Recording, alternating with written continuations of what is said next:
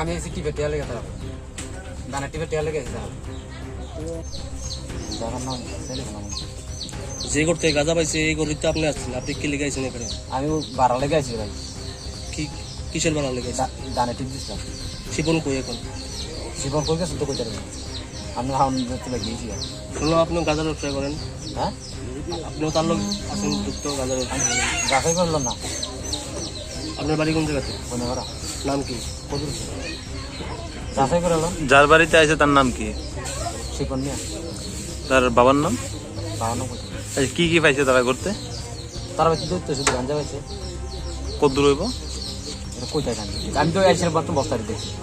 আমি আইছি 10 মিনিট।